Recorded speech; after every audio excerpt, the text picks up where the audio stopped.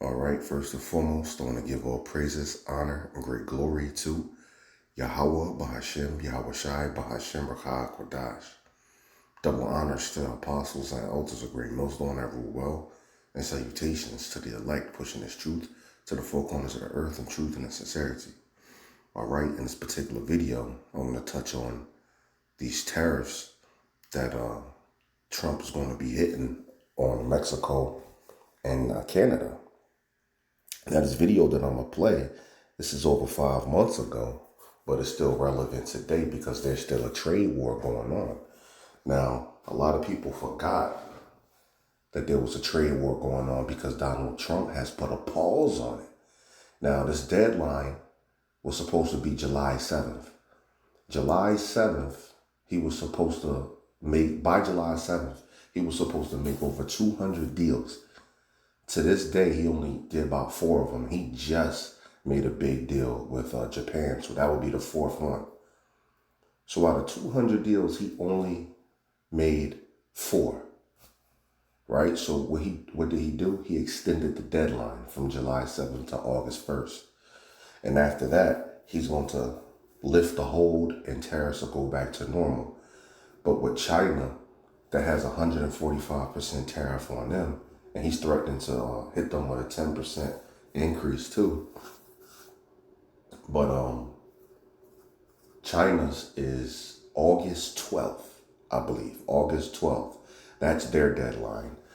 All right. And getting back to August 1st, he threatened Mexico and Canada, saying if they don't reach a deal by August 1st, that they will get hit with an additional 30% tariffs. Now, this is stupid because Mexico, I believe, dude right here is going to get into all of the numbers. All right, we get about 43% of all fresh produce here in the United States from Mexico. So that's almost half of the produce that's here in America comes from Mexico. Even a higher percentage of fruits and nuts. You see that? So all the vegetables, that's 43% of vegetables and things like that from Mexico. A higher percentage of fruits and nuts from Mexico. High percentage crude oil coming from Canada. They also supply power to a couple states here in the United States. Hey, and they's talking about hitting the United States back with tariffs as well. All right? So you have this guy saying, what? Hey, these tariffs can mean empty shelves at the grocery store very soon. As a matter of fact, the headline is Supermarket News. Trump's tariffs could mean empty shelves at the grocery store. You see? So, and you know the pride of this devil. Because, this all a plan anyway. He wants to collapse, this whole society and bring forth a new world order. And the scriptures talk about a famine taking place. And we can see through these tariffs, it's looking like that, man. Because, I want to get into the famine just a tad bit on this video. So let's see what the spirit takes us. But I was going to say, right, hyperinflation. These tariffs, it aids into inflation, despite what they say on mainstream media. But you could just simply ask, Chat GPT, or just put it into Google, which is an AI anyway, AI overview, and it'll give you the answer. Because you don't get it. The tariffs just means a tax. So when they put all of these taxes on these countries out here, what happens is when they come in, these importers have to pay that tax, levy, or tariff, whatever you want to call it. So they have to pay that levy, that tax on these imports. And then the way that they get their money back is they have to increase the prices in the grocery store, right?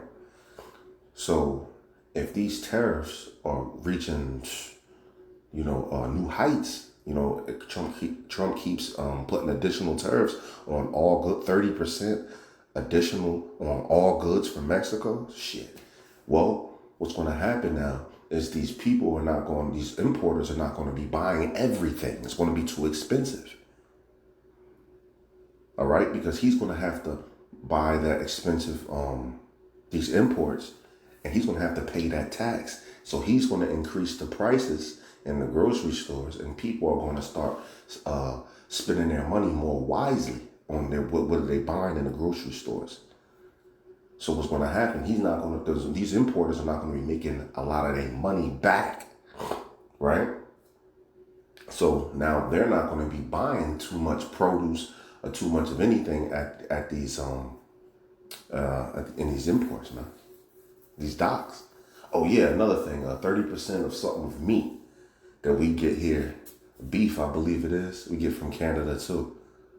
So we're going to have a large shortage in these grocery stores, and that can lead to loss of jobs, loss of truckers, because there's going to be less stuff coming to the grocery stores.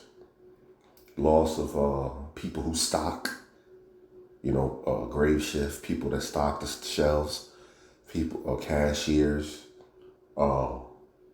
This can trickle down, to a lot of job loss, man.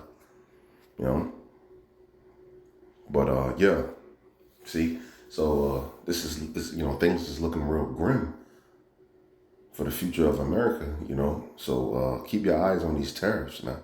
See, they never went away. They just been paused, and then Trump is coming back and saying, well, threatening with hitting people with even more tariffs. So let's get inside some scriptures, and I'm going to play that video. This is 2 Ezra 6:22, and we read, "And suddenly shall the sown places appear unsown." And where do you sow seed at? That would be the farms. All right, so suddenly they'll appear unsown, which means it's not going to have any crops, all right, on these farms. The full storehouses shall suddenly be found empty, right?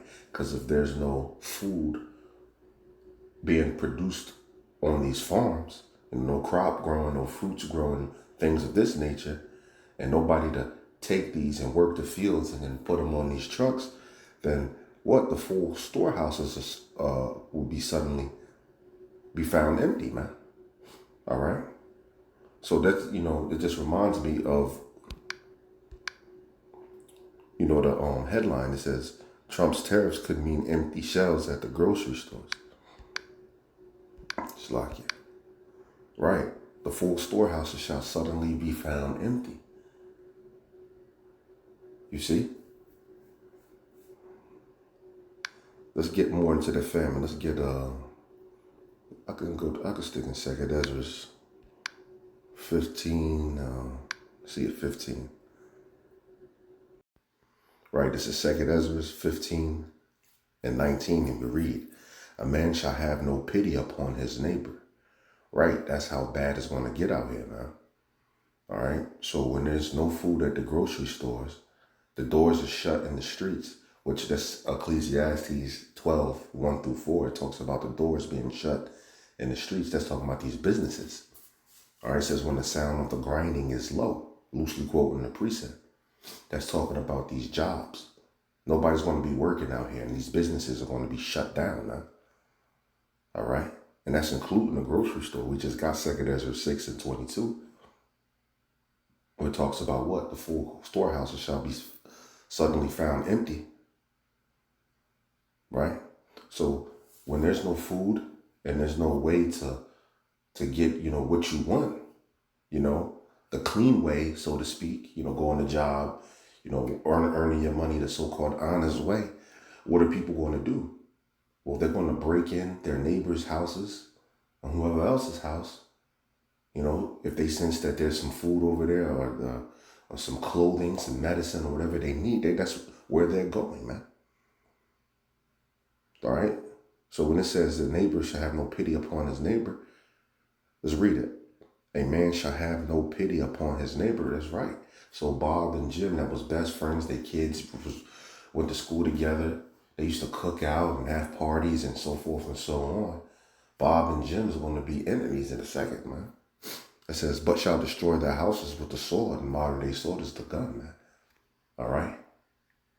And this could actually be a sword too. A machete, a knife, a bat, golf clubs, Whatever's going to give them the advantage over you.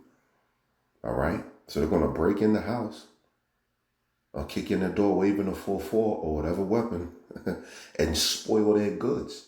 Which means they're going to rob the house. They're not going to be in there kicking their feet up, chilling. They're going to be on a mission. All right? Looking for food, clothes, water, ammo. If it's cold outside, boots, coats. If they sick, medicine. All type of shit, man. All right? Because of the lack of bread. Right, a famine, man. And for great tribulation, that's right. It's going to be a famine out there. And hyperinflation leads to the famine. You see? Because a lot of people don't know that we pay these tariffs or these taxes on these goods or whatever. But one thing that people don't think about is what?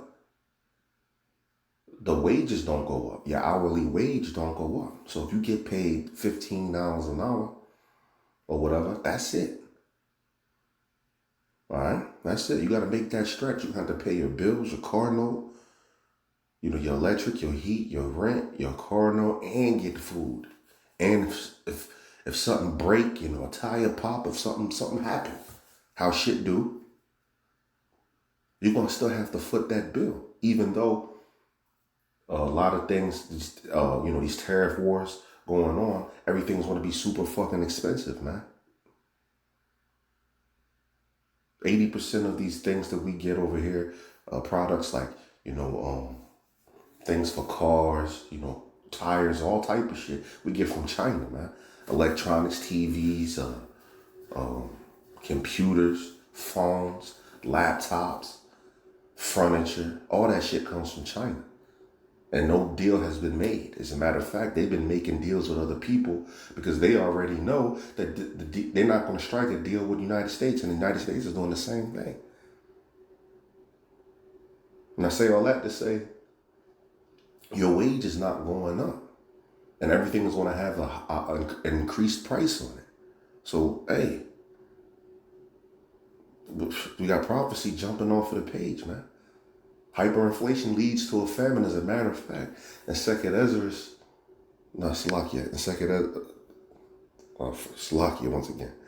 And 1 Kings 6, I believe 25. It was 2 Kings. Salakia. Maybe that's why I kept saying 2 Ezra. 2 Kings 6, 25. Right. Let's read it. It says,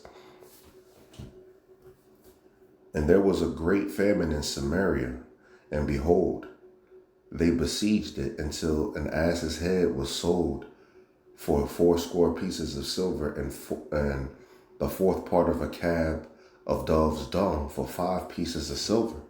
Right. So it was a famine here, but guess what? They were still buying and selling still. It's just that it was hyperinflation, which means, hey, they had for a ass's head, which is a donkey's head, it's unclean. But there's barely no meat on that thing when you think about it. And they had to pay this ridiculous price, man. 80 pieces of silver. You see? So that was hyperinflation. So these levies or these taxes or tariffs, these tariff wars is going on right now. It's increasing the inflation rate. All right? That leads to a famine. If you can follow me. All right? So let's get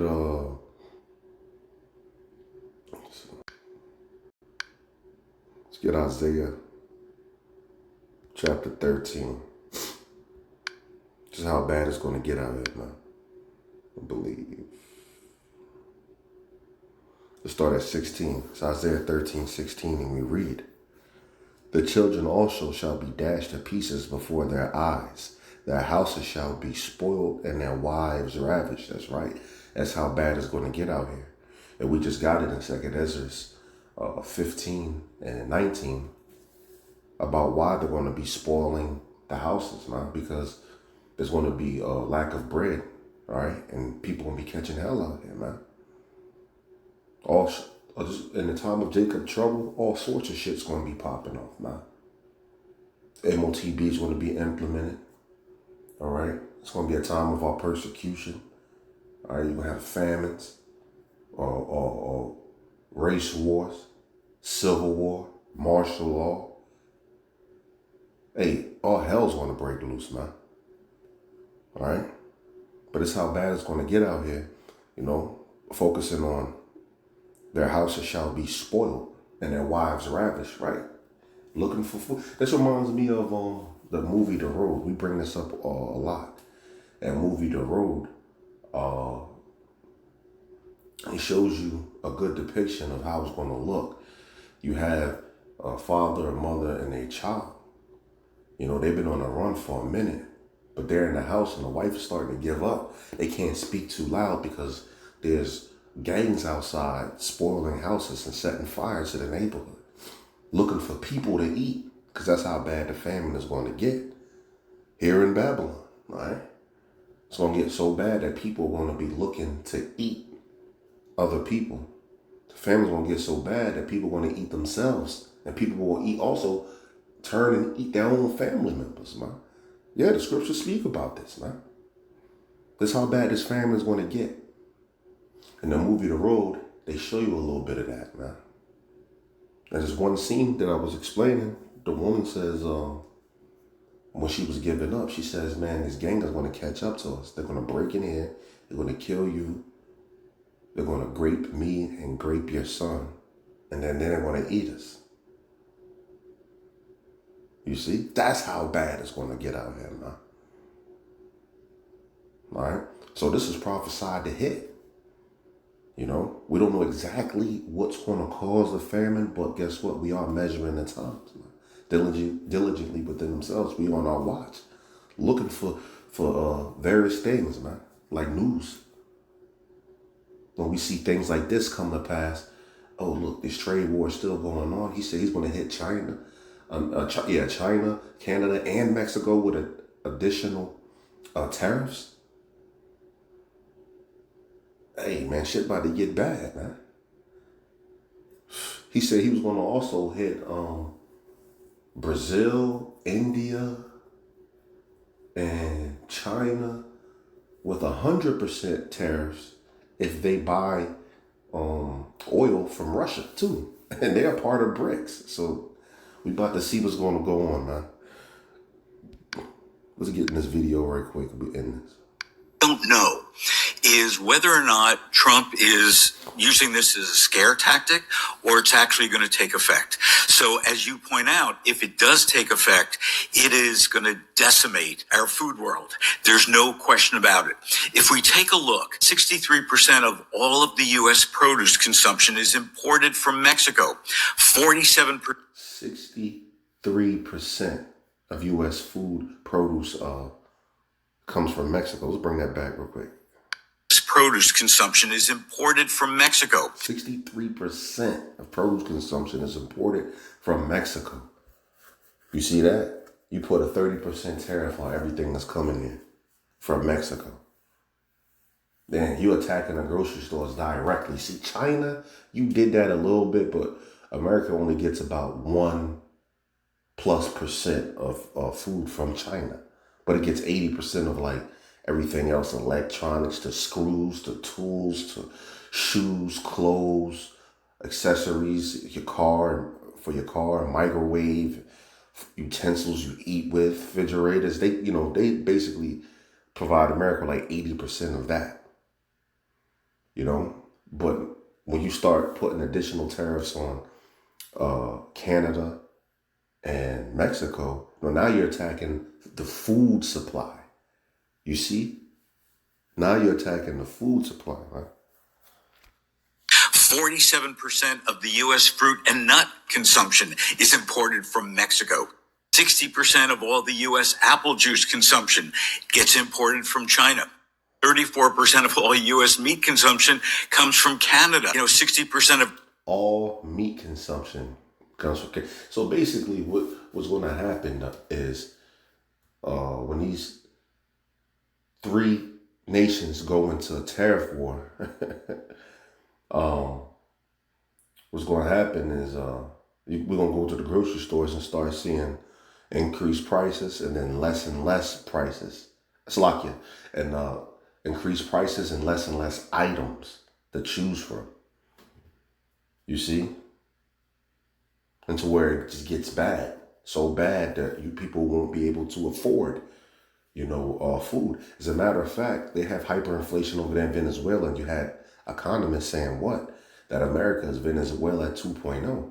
And they have long lines over there with people with stacks, racks, as they will call them over here in America, racks. And they'll walk away, they're paying all of this money. It looks like they're rich, wheelbarrows full of money. And they walk away with a bag of rice and some like cheese blocks. You see? Top economist said this is going to be Venezuela 2.0. All right? Scriptures talk about a famine.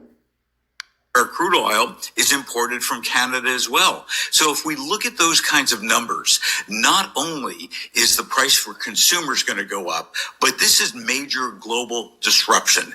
This is a global trade overhaul if it takes effect. Right over there across. See that? So, hey, hope this was edifying. Hope you could take something from this video. And with that, I'm going to say shalom.